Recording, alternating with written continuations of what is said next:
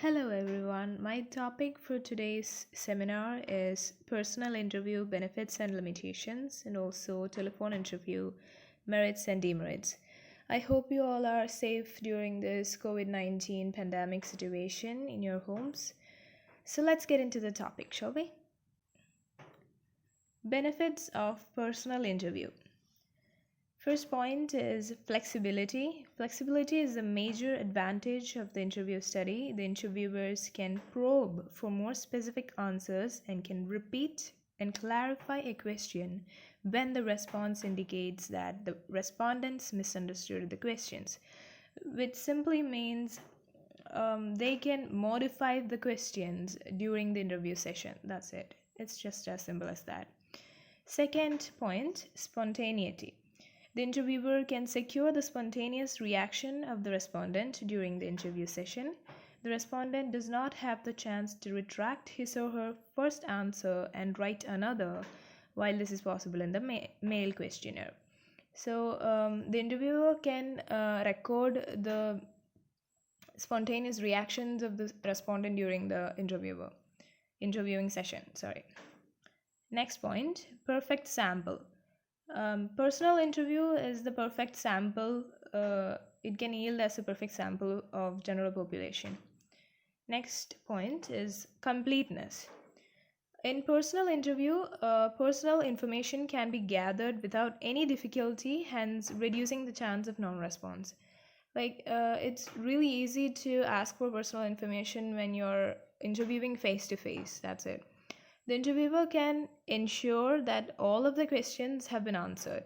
This can help in collecting in-depth information. Also, the interviewer can collect supplementary information from the respondent, which is also a major plus point. Next point is reliable. The information secured through personal interview is more reliable than the information collected through other methods. That is simple to understand. I don't think we need to explain that point. Next point is response rate. The personal interview tends to have a higher response rate than the mail questionnaire. Illiterate persons can still answer questions in an interview, and others who are unwilling to spend their time and energy to reply to an impersonal mail questionnaire may be glad to talk. So it's just when you're in a face-to-face interview, the respondent's response rate may be high rather than in mail questionnaire. People may be unwilling to answer to questions in impersonal mail questionnaires. Nonverbal behavior. The interviewer is personally present to observe nonverbal behavior and to assess the validity of the respondent's answer directly. That is, while asking a question to the respondent may be expressing in ways of facial expression or some kind of non-verbal way. So the interviewer can assess that non-verbal behavior. That's the point. Next, we'll move on to limitations of personal interview. First point is high cost, because it is an expensive method indeed. Next is prolonged time. It is very time consuming process. Next point is interviewer bias. Although interviewers are instructed to remain objective and avoid communicating personal views, they nevertheless often give cues that may influence respondents' answers. Sometimes even the interviewer's sex, race, social class, age, dress, and physical appearance or accent can influence respondents' answers. So there will be the respondents' answers may be biased due to the interviewer's presence or how the interviewer looks, or by the way of his looks or accent or even physical appearances. That's what this point says. The answers will be biased. Next point is accessibility. Certain higher groups like officials and higher income group personnels are not easily accessible. Next point is errors. There is a possibility of occurring systematic errors. I don't think we need to explain that a lot. Next point is specialized staff. A number of specialized trained staff is required to conduct the interview. It is quite understandable also. Lack of anonymity.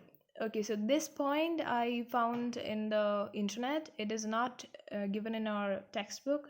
I thought it was something important that we needed to know.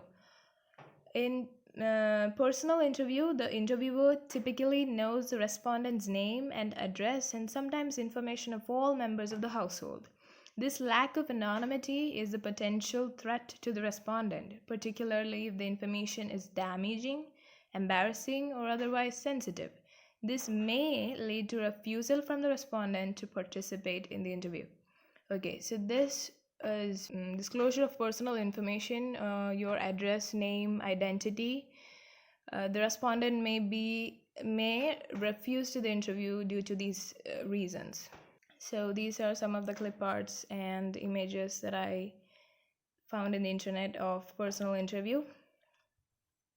Okay, so we'll move on to the next topic, which is telephone interview. Telephone interview is used for conducting personal interview. It is used for obtaining primary information. Telephone interviews are less costly compared to other interviews, and these kind of interviews are adopted by business houses and advertising firms, etc. The respondent is contacted through telephones to gather information in such telephone interviews. So let's move on to merits of telephone interviews. First point is faster and cheaper. So telephone interviews are usually faster and also cheaper. We don't need to spend a lot of money on telephonic interviews. Next point is simple and economical. When even some kind of interruption happens during the call, we can call back, and there is no much complexity in the telephonic interviews. It is very simple and economical too. And the response rate is highest response rate, because respondent is contacted through telephones. Recording the call is easy. The researcher can record the replies without causing humiliation to respondents. Less interview bias. The interview bias is less because there is no face-to-face contact. It is more flexible compared to questionnaire methods.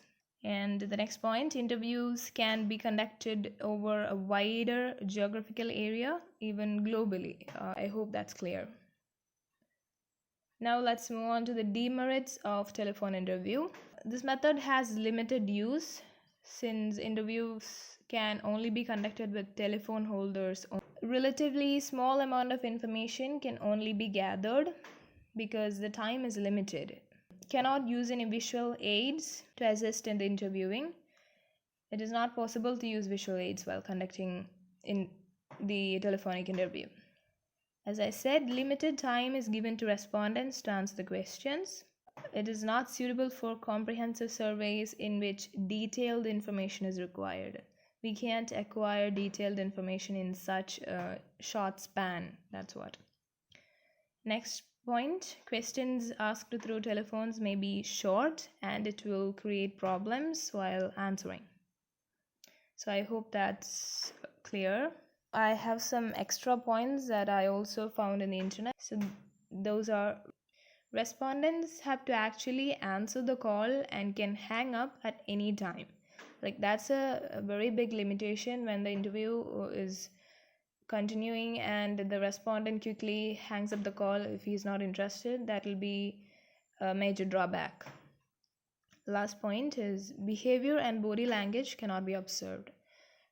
Because it's a telephone interview, we can't observe the behavior and body language of the respondent. That is also a major drawback.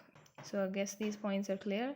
Now these are some of the clip arts and images that I found on the internet of telephonic interview. I wanted to share it with you guys.